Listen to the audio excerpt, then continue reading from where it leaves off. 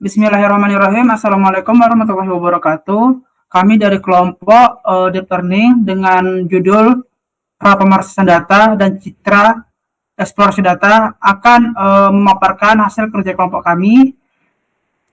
Selanjutnya, yang pertama saya sendiri ada Rangga Halim Perdana, teman saya ada Insan Asari, ada Arfan Hasanah, ada Febriar, ada Bintang Ramadan Asitra, dan Fajar Febrianda. Nah, untuk latar belakang mengapa kami mengambil judul pemrosesan data citra penting. Data citra dalam bentuk mentahnya tidak dapat langsung diumpankan ke algoritma machine learning. Algoritma ini membutuhkan data dalam format numerik yang terstruktur. Oleh karena itu, diperlukan langkah pra-pemrosesan yang komprehensif. Proses ini melibatkan serangkaian transformasi untuk mengubah informasi visual menjadi representasi angka yang dapat dipahami oleh model. Selain itu, eksplorasi data adalah langkah krusial untuk memperoleh pemahaman mendalam tentang karakteristik dataset, mengidentifikasi pola, dan menentukan anomali sebelum model dibangun.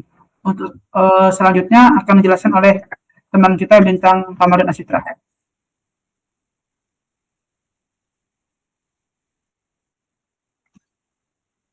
Baiklah, saya akan melanjutkan presentasi dari Rangga Halim Perdana. Tujuan utama dari tugas kami itu adalah membangun fondasi data yang kuat, yang dimana kami mengolah citra menjadi data numerik dan mengkonferensi informasi visual dari gambar menjadi array angka yang dapat diproses oleh model machine learning. Yang kedua itu adalah membangun dataset siap machine learning, yang dimana kami menyusun data citra yang telah diproses dan melabelinya ke dalam format dataset yang terstruktur dan siap digunakan. Selanjutnya itu kami melakukan eksplorasi dan visualisasi data, yang dimana kami menganalisis karakteristik data, mengidentifikasi tren, memvisualisasikan distribusi untuk pemahaman yang lebih baik. Selanjutnya itu tools dan library pendukung yang kami gunakan. Yang pertama pastinya kami menggunakan Python, yang dimana Python adalah bahasa pemrograman utama untuk implementasi. Yang kedua itu kami menggunakan Pillow, yang dimana library untuk pemrosesan citra dasar seperti resize dan konversi format. Selanjutnya itu kami menggunakan scikit-learn, yang dimana menyediakan alat untuk machine learning termasuk fitur pra-pemrosesan dan model. Yang keempat itu kami menggunakan NumPy, di mana di sini NumPy digunakan untuk operasi array numerik yang efisien, yang penting untuk pengolahan pixel citra. Selanjutnya itu menggunakan Matplotlib, yang digunakan untuk membuat visualisasi statis, interaktif, dan animasi. Selanjutnya itu menggunakan Pandas untuk membantu dalam memanipulasi dan analisis data tubular, termasuk pembentukan data frame. Dan terakhir kami menggunakan Seaborn, yang dimana library visualisasi data statistik yang dapat didasarkan pada Matplotlib. Selanjutnya akan dijelaskan oleh rekan saya. Nah, untuk memilih dataset di sini citra dan data numeriknya, di sini kami menggunakan dua jenis citra, yaitu objek yang spesifik dan latar belakang. Nah, ini memungkinkan kita untuk melatih model yang bisa membedakan antara keduanya, mensimulasikan tugas klasifikasi citra sederhana seperti berikut, yaitu ada beberapa import OS, Pandas, NumPy, dan Pil. Dan kami menggunakan dua data set, yaitu selanjutnya itu ada data iris. Nah, data iris ini berfungsi sebagai contoh data numerik klasik. Data ini memiliki 4 fitur numerik dan 3 kelas bunga, dan menjadikan ideal untuk demonstrasi eksplorasi data dan konsep machine learning dasar. Nah, untuk pemrosesan citranya di sini mengubah visualisasi menjadi angka, yang mana resize gambar 64 x 64 pixel. Nah, semua gambar ini akan diubah ukurannya menjadi dimensi yang seragam, 64 x 64 pixel, yang mana ini memastikan konsisten input ke model dan mengurangi kompleksitas komputasi. Dan yang kedua ada konversi ke RGB, yang mana gambar akan dikonversi ke format warna RGB, yang mana red, green, blue yang standar. Nah, ini berarti setiap pixel yang dipresentasikan oleh 3 nilai intensitas warna. Dan yang ketiga, ubah menjadi array numerik.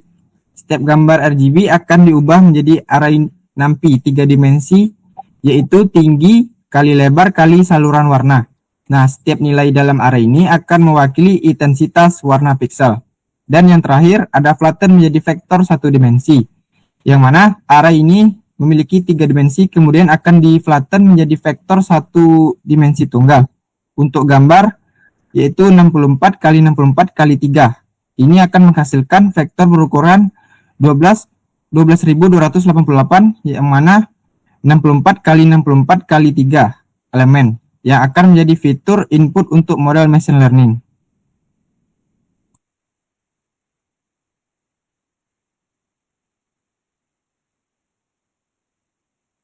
Nah, selanjutnya akan dibacakan oleh rekan saya. Baiklah, di sini kita akan masuk kepada pemberian identitas pada citra. Untuk penentuan label dari nama file, proses pelabelan data citra akan dilakukan secara otomatis dengan mengekstrak informasi dari nama file. Misalnya, jika gambar bernama objek underscore 001 dengan format JPG, labelnya akan menjadi objek. Pendekatan ini efisien untuk dataset yang terorganisir dengan baik dan mengurangi potensi kesalahan manual dalam proses pelabelan. Selanjutnya, objek dan latar belakang sebagai kelas. Dalam kasus dataset ini, kami memiliki dua kelas utama, yaitu objek dan latar belakang. Ini adalah skenario umum dalam tugas klarifikasi biner, di mana model perlu membedakan antara keberadaan atau tidak adanya suatu elemen dalam citra. Untuk implementasinya dapat kita lihat pada codingan di bawah ini.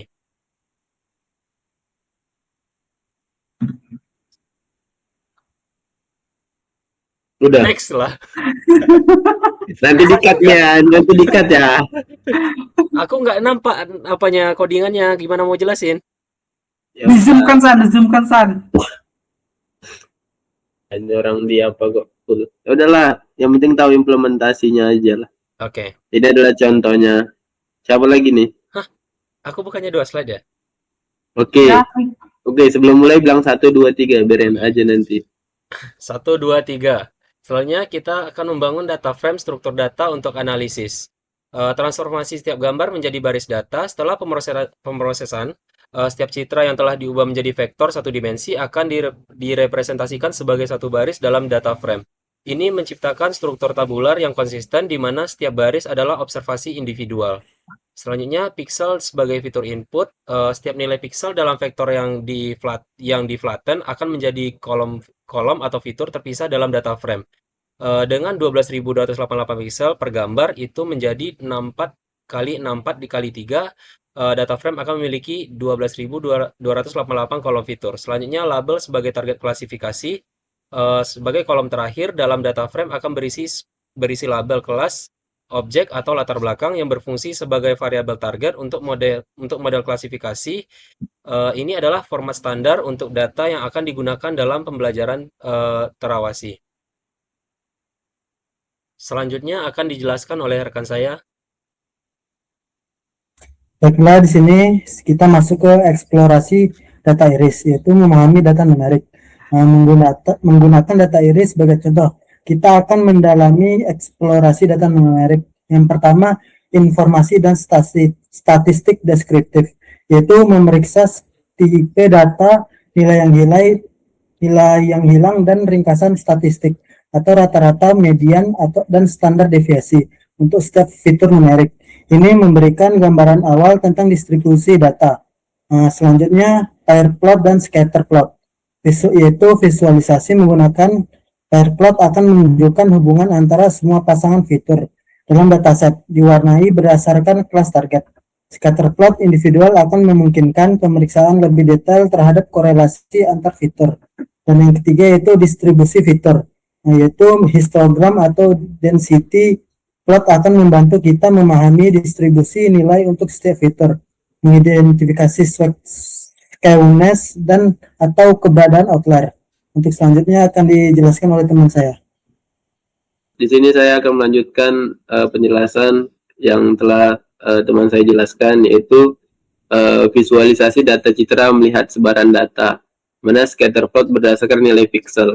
Untuk memahami sebaran data citra yang 3 dimensi, kita dapat mengurangi dimensi menggunakan teknik seperti PCA atau TSNE.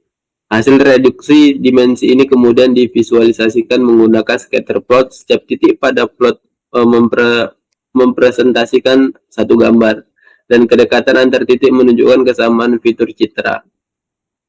Visualisasi melihat apakah citra objek dan latar belakang membentuk klaster yang terpisah atau tumpang tindih. Klaster yang jelas menunjukkan bahwa fitur pixel yang diekstraksi baik dalam membedakan antar kedua kelas tersebut. Ini adalah langkah yang penting dalam memvalidasi efektivitas prapemrosesan citra sebelum melatih model klasifikasi. Ini adalah contoh dari plot data gambar, yaitu pixel 1000 versi pixel 5000, di mana untuk titik yang berwarna biru itu label burung hantu, dan yang berwarna oranye latar belakang.